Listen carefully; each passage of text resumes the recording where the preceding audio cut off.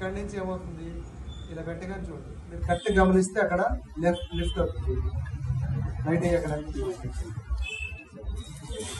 లెగుస్తుంది చూడండి, కప్ లెగుస్తుంది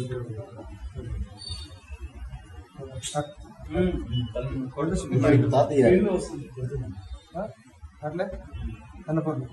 ఇక లేస్తుంది చూస్తుంది టప్ టప్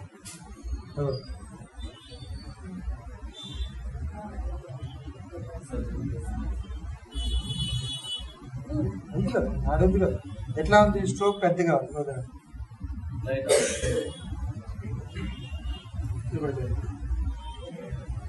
సో దీన్ని ఏమంటారు, ఉందా లేదా, 2 ఫింగర్స్ పెట్టు, ఈ 2 ఫింగర్స్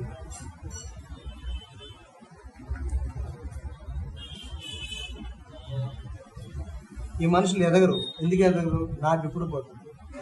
సన్నగునే బాడీకి మీరు ఇక్కడ చేసిన తర్వాత చెక్ చేస్తారు, ఏం చెప్తారు, నాకు బాగానే ఉంది అంటారు, కానీ ఇక్కడ కూడా ప్రాబ్లం కనుకుంది, చూడండి చూడండి చూస్తుంది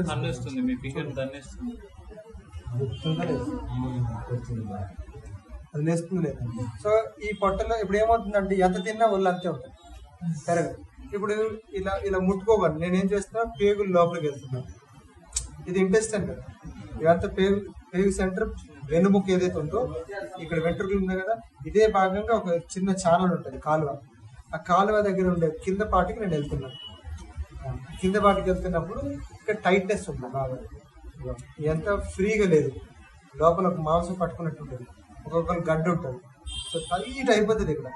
ఏం చేయలేదు, బరువు అంతా పట్టుకున్నట్టు ఉంటుంది లోపల, అదేం చేస్తున్నాం, కొంచెం మెల్లిమెల్లిగా ఇది ఫ్రీ చేస్తాం,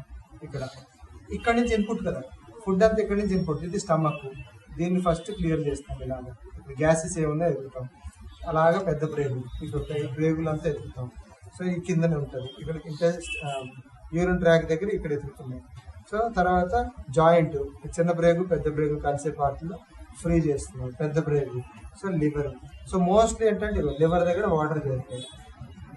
పుష్ పుష్ పుష్ పుష్ పంటది, కారం ఎక్కువ తింటాం, సో ఎందుకు అంటున్నాం, సో కారం తినే మనుషులు కూడా ఎదగరు, ఇది వాత శరీరమే కదా, ఇప్పుడు ఎక్కడ ఉంది, ఇక్కడ కొట్టుకుంటుంది నాకు,